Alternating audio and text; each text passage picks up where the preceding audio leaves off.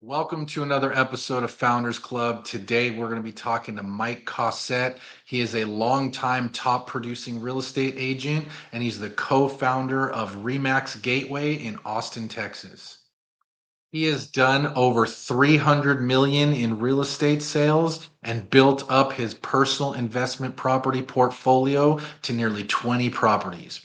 He has everything from Airbnbs to long-term rentals to multifamily properties. He's done flips and he even owns an island off the coast of Florida. Today, we're going to be talking about how real estate agents can leverage the business and their license to get into real estate investing and how you can build up a personal portfolio of real estate to build long-term wealth and cash flow. If you have any questions, put them in the box down below. Give us a like, leave us a good review. And as always, if you like money and you like real estate, hit that subscribe button because this is the show for you. We'll see you on the inside. Welcome to Founders Club, the show for real estate entrepreneurs. All right, Mike, thank you for coming on and welcome to Founders Club. Thank you so much, Oliver. I'm happy to be here and thank you for inviting me. So the question I'd like to ask you is, should all realtors become investors? My unequivocal answer would be 100% yes. And, I'm sure there's a use case where there's somebody should not, but from my experience, one of the number one things that after doing this for 20 years and seeing the people in front of me and the people coming behind me is realizing that being in the real estate game is a grind. There's ups, there's downs, there's ebbs and flows. And at the end of the day, we don't get a retirement plan. We don't have, unless we build it ourselves, right? And so selling real estate is fun. Helping people do that is fun. But when we're at that retirement age, where are we really going to be wanting to run around answering the phones on the weekends and driving people around in our cars and that type of thing? Or are we going to be wanting to sit back and get some, cash flow from the assets that we've been purchasing and sitting on for a while, right? So the advantage that we have as agents is we get to see the opportunities. We get to really dive in and understand the market. So not taking advantage of that, that's like a stock broker not investing in stocks, right? We have a reduced amount of risk because we live in that world, and the returns are can be enhanced by our own experience and knowledge over time with compounding interest in the way real estate works, with the buy downs of the equity, the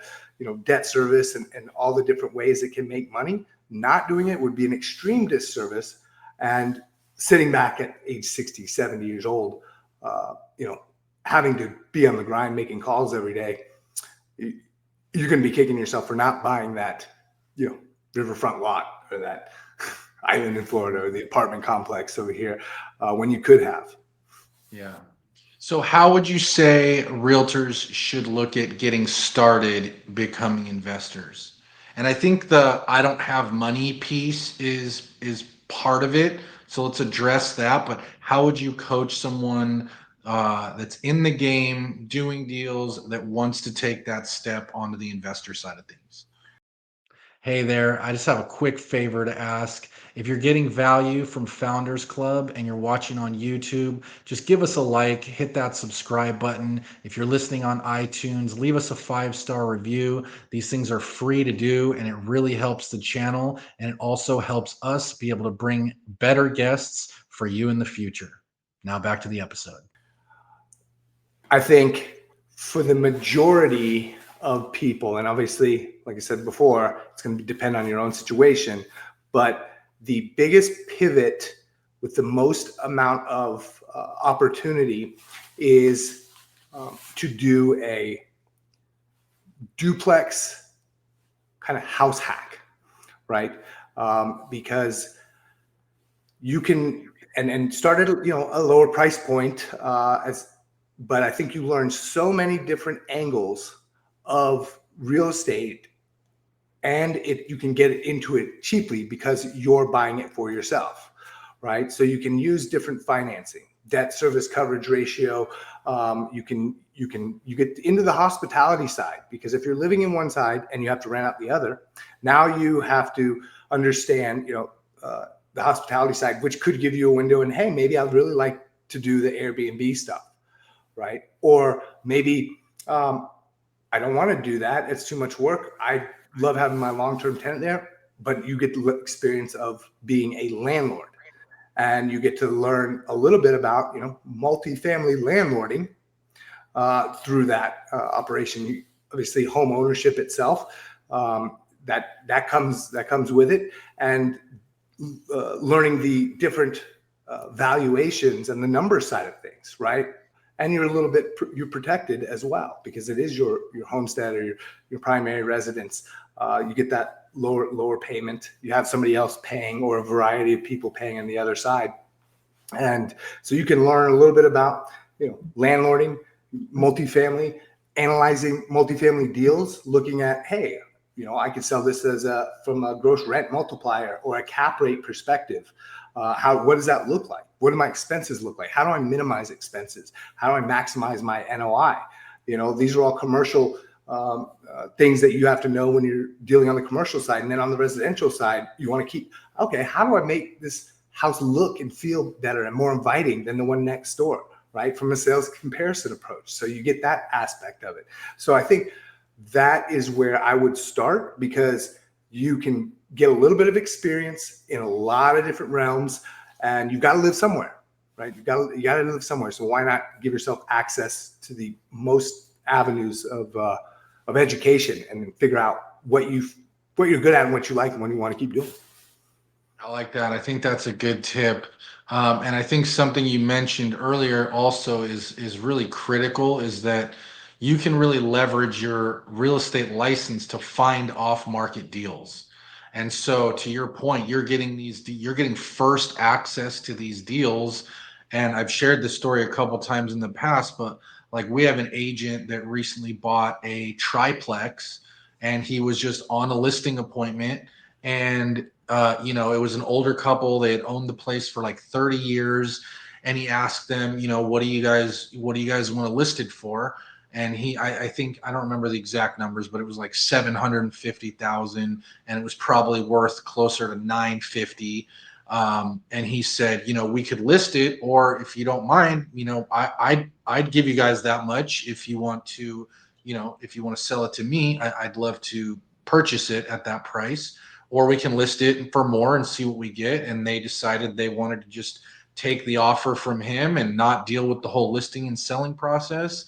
And so he was able to secure a deal at a massive discount, and he ended up, buying a triplex in a nice market at a great value.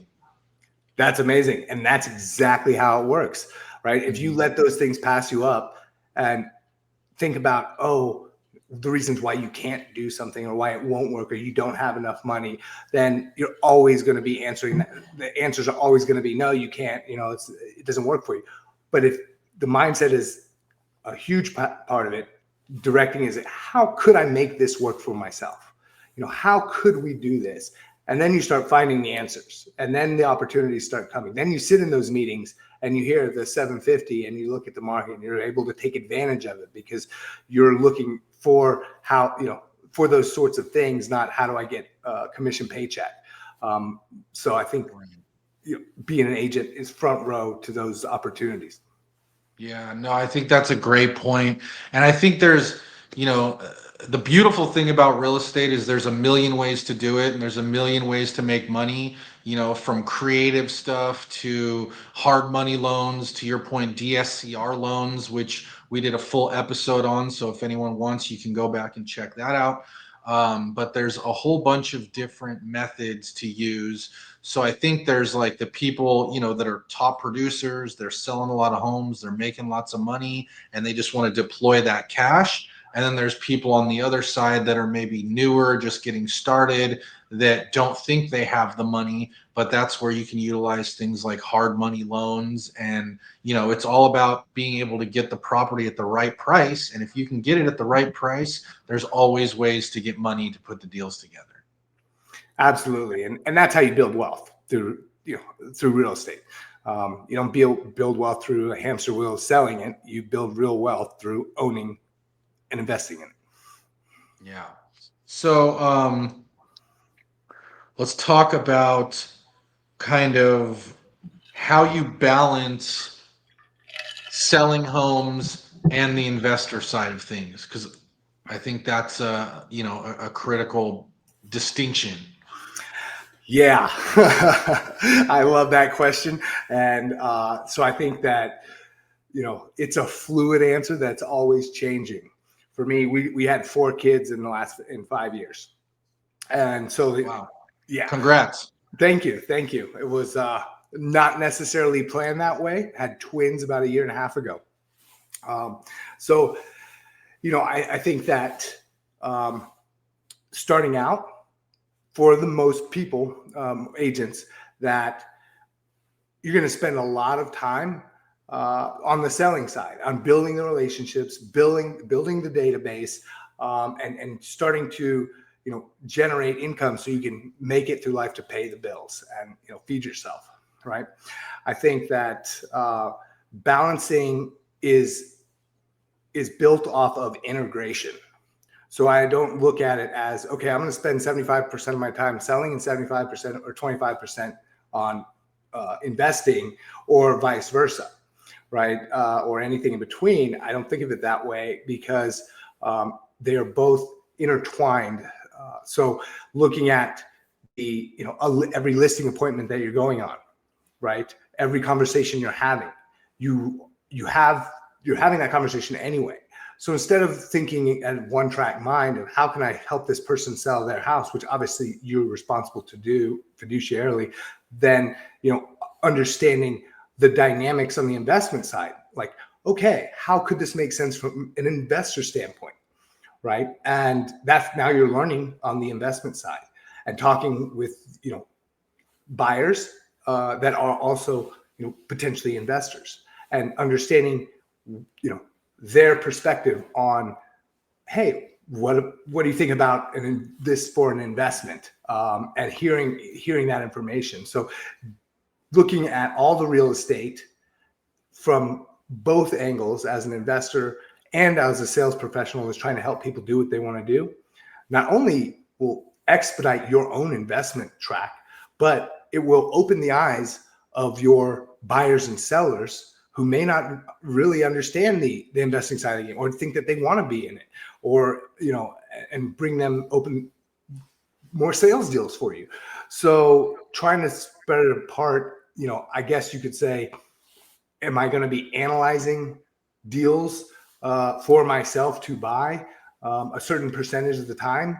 Not necessarily. If I'm analyzing deals, I'm always got an eye out for myself, but I'm also looking for my clients and understanding where I can pitch this to somebody else who I know is looking at that. And if nobody else is interested and it fits me, then yeah, I can pull the trigger. If it's a listing agreement that I'm signing and they don't want to go on the market, or it's they don't want to sell it to Zillow and they don't want to show it, there's an opportunity there, of course, we're going to look at it. But yeah, I think mixing the two is key, and not trying to differentiate. Yeah, no, I think that's a great answer. And I think another big benefit of being a realtor and investor is obviously the ability to represent yourself on deals, which saves you a lot of money. And so how do you approach that, representing yourself, and how you recommend people do that or don't do that, depending on the situation, I guess. Yeah, I don't think there's one size fits all for every deal. Again, it's very the way I go to approach it is, first, I want to let my clients know that I care so much about them, and that I really want to do what's in their best interest, and fully disclose everything up front, right?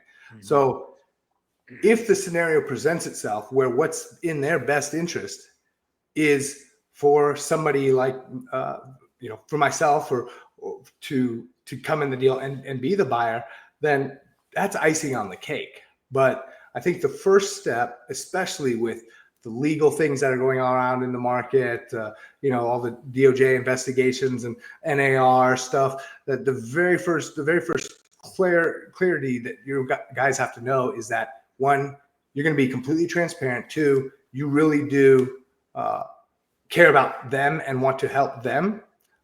First and foremost, I think that's utterly the most important thing, because at the end of the day, you can have all the houses and everything that you want, but how you lived your life, that's your reputation, and that's not negotiable, right? And where we're at legally, there's lots of scrutiny there. So I think that's the first key. After that, then they trust you. You can, figure something out that benefits both parties. Yep. No, I like that. And then that also comes a little bit back to like knowing your buy box, right? Because there's also, at first, you can also work with other investors. So if you're at a listing appointment and there's an opportunity and you'll always be able to tell when someone's kind of distressed and like needs to sell fast and doesn't have time, and might be willing to take a lower offer. That's where you can work with another investor in your market and bring, an all cash offer to the table, and be able to help them close quickly, to your point on being able to deliver value to your clients ultimately on your real estate side of the business. And then also being clear on what your buy box is as an investor, in terms of, I'm looking for an Airbnb, or I'm looking for a multifamily property, or I'm looking for a property to flip, or any of those types of things. And then really just connecting those dots, while always looking out for your client first. Couldn't agree more. I mean, yeah. The only what I would add to that is having the conversations with the moving parts, the hard money guys, the flippers, your contractors, your Airbnb management team, and having those connections there. That way, when the opportunity does present itself, you're not scrambling to try and find the missing piece. Because I think there's a million ways, like you said, to skin a cat and to do real estate. And numbers from one deal could work amazingly for one situation and not so much for the other. And you would hate to miss out on the opportunity because you hadn't had that conversation with your hard money guy yet, or you hadn't put in place a short-term rental management guy yet, to where you can't really close that deal that way you would like to. I think having those prelim conversations and building those relationships up front is massive in being able to take advantage, and shouldn't say take advantage of, to maximize your ability to make deals happen. Yeah, no, that's a great point as well. So I think on the other side of things, I think that obviously the more your production increases, the more opportunities you're going to come across.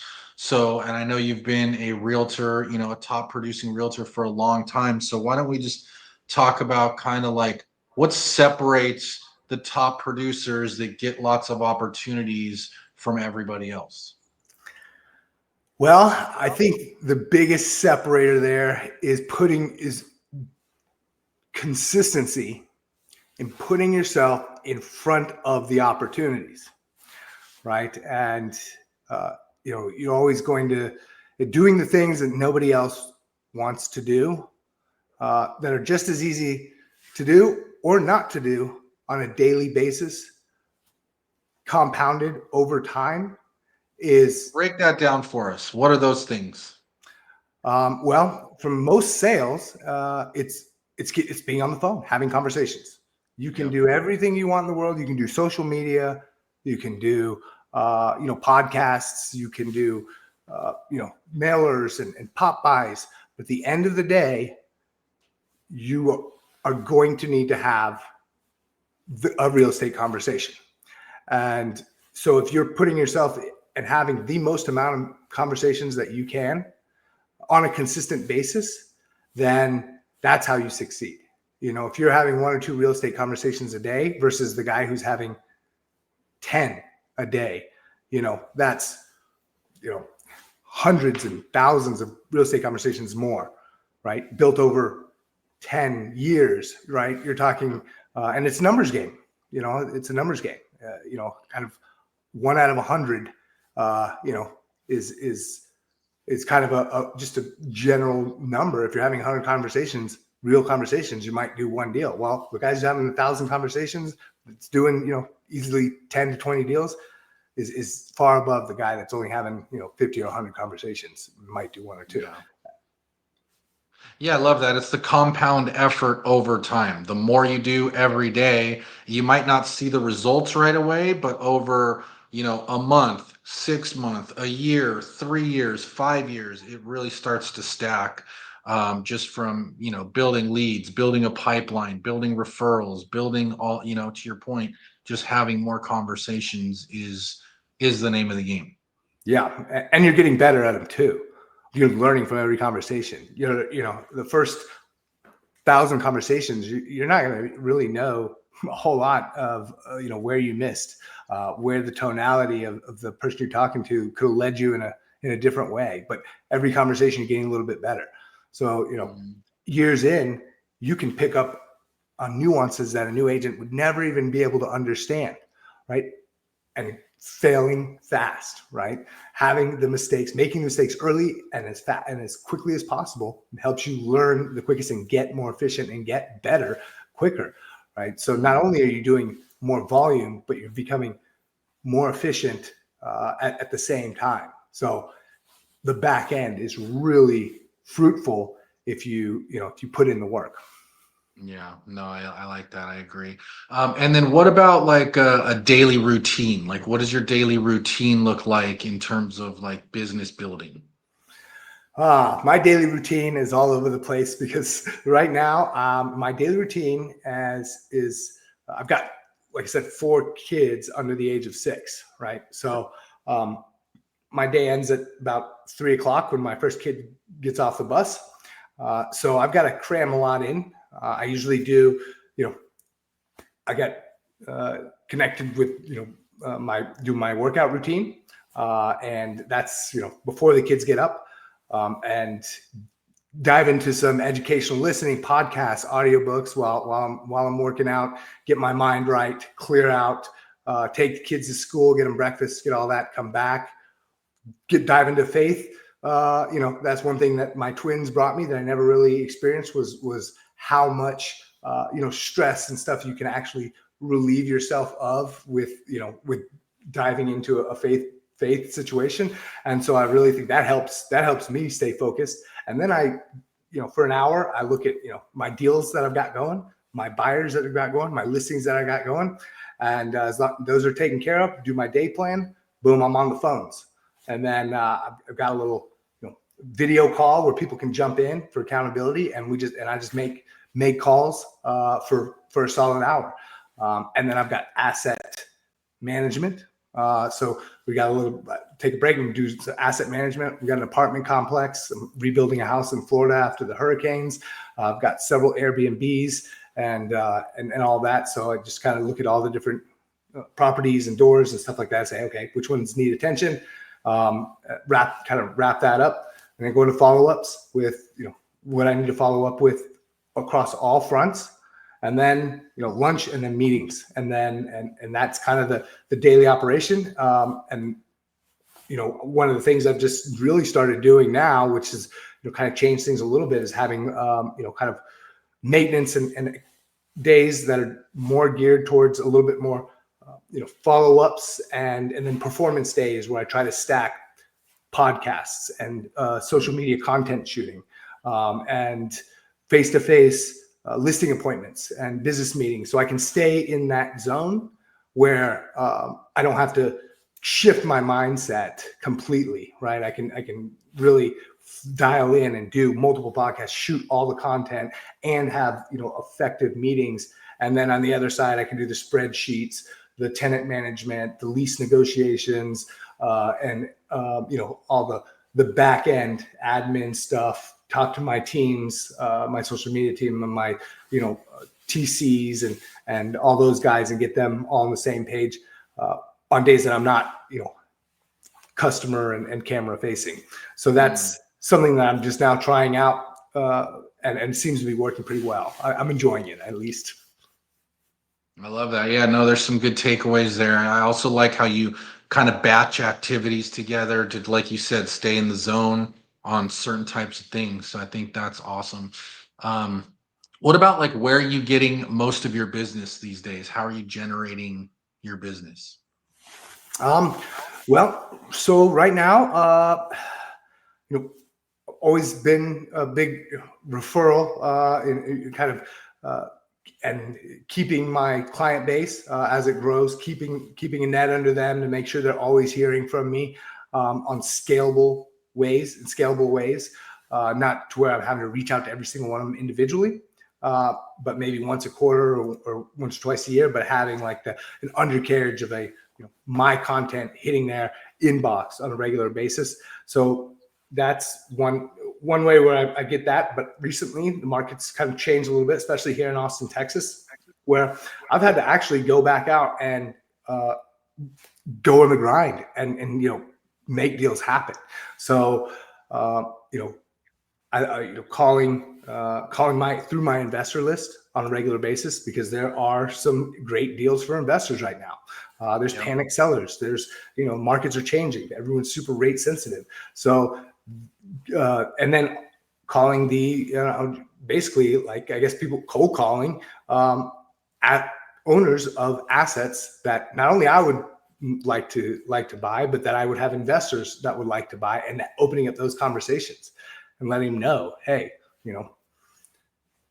is there a scenario where we could put a deal together to get you in a better place, right? And having those conversations, bringing new blood into the mix, is something that I haven't had to do in a long time, and it's kind of enjoying it again.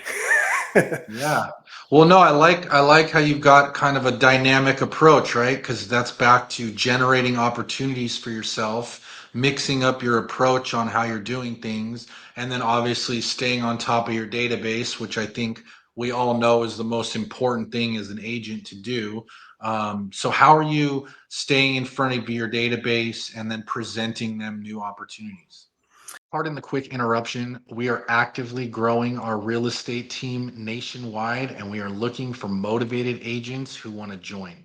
When you join our inner circle, you'll have access to weekly trainings, 100% commission plans, stock awards, the ability to refer agents and build a downline for passive income. And the best part is you get 188 pieces of print marketing collateral for free on every listing that you can use to help you sell more homes. If you're interested in learning more, you can go to 100commissionrealestate.com. That is the number 100commissionrealestate.com. Or you can shoot me a direct message on any of my social media platforms, and I'd love to talk to you. Links in the description. And now let's jump back into the episode. So for my database, I'm doing a kind of a weekly email that comes out all out of my own head. Nothing, canned, nothing like that. Occasionally I'll get some ideas on how to structure things through ChatGPT, but I don't like to let it write it for me, because it can't really copy my voice the way I can. It's natural. So keeping that there. I've really gotten into doing a lot more social media and podcasting and stuff like that. So every time I've got an interesting take on an idea or an explanation of a 1031 or a cap rate or how things are playing out in the market as we see in a certain asset class, then I will be able to use my CRM and pump that out and say, hey, I know you guys are looking at multifamily.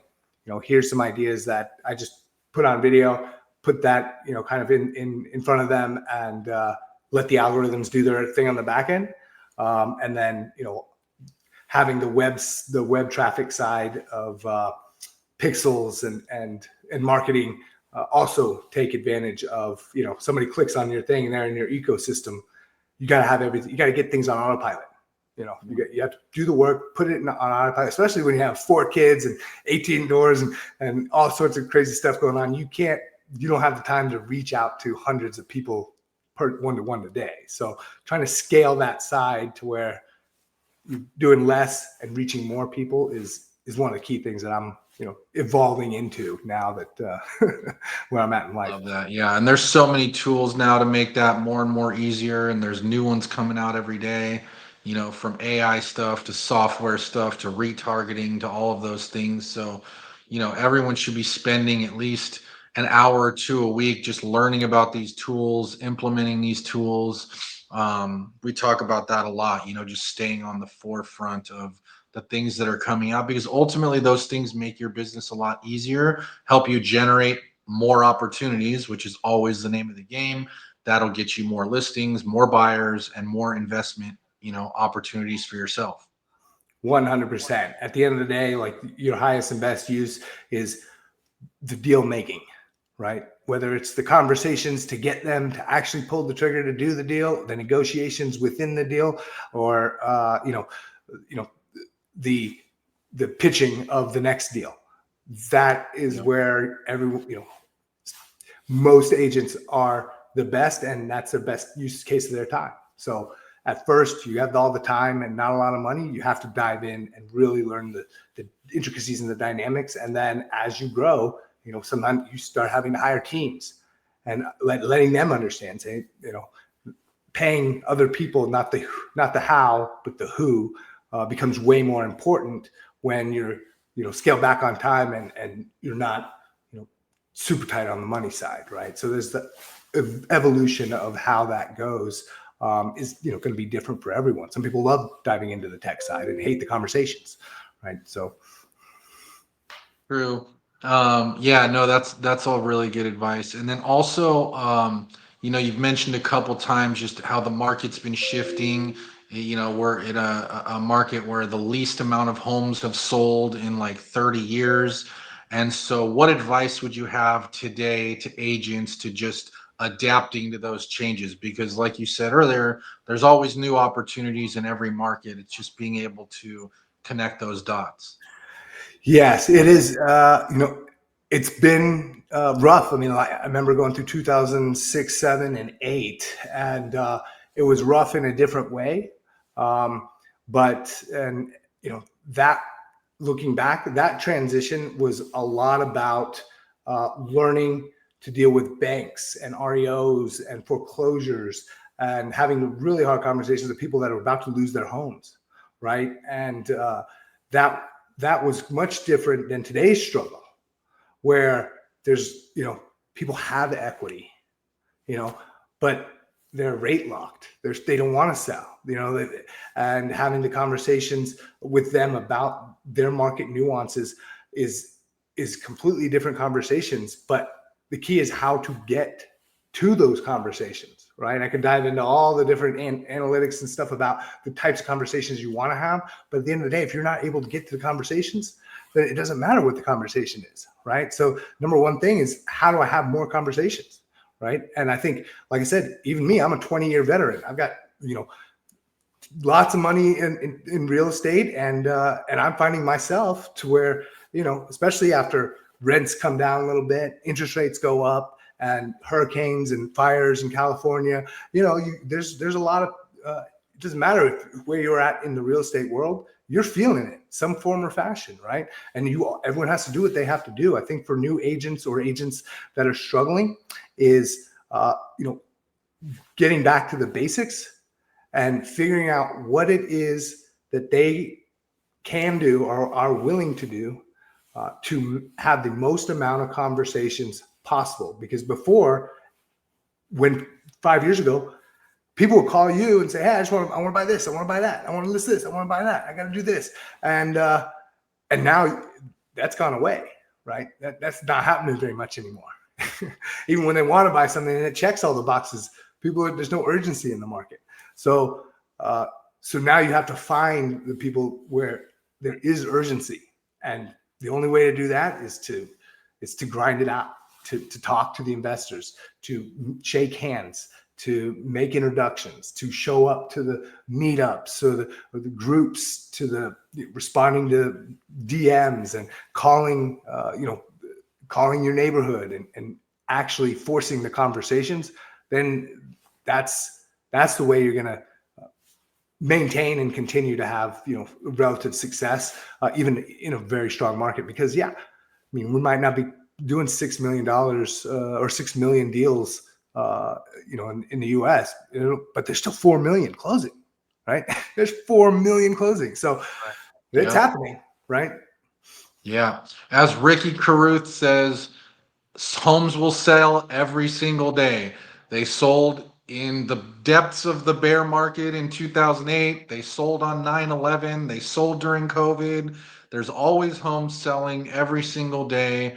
And our job is to just find the opportunities and connect the dots. 100%. I love Ricky. I'm in one of his mentorship programs, actually. So Awesome. he's Awesome. definitely Yeah. helpful. Shout out Ricky. Yeah. Cool, man. Well, I appreciate it, Mike. If people want to connect with you, how can they find you? I'm all over on all my social talk DM link to FaceSpace is at Mike COSS at ask ASK Mike COSS ask Mike Coss, and that's on all the platforms. DM me or and then that's my email as well. Ask Mike Coss. Awesome. Yeah, that keeps it easy. I like the Yep. consistency. Well, cool, man. I really appreciate the time. Thank you so much for being on. For those of you listening, as always, if you like money and you like real estate, hit that subscribe button. Check out the links in the description, and we'll see you on the next one.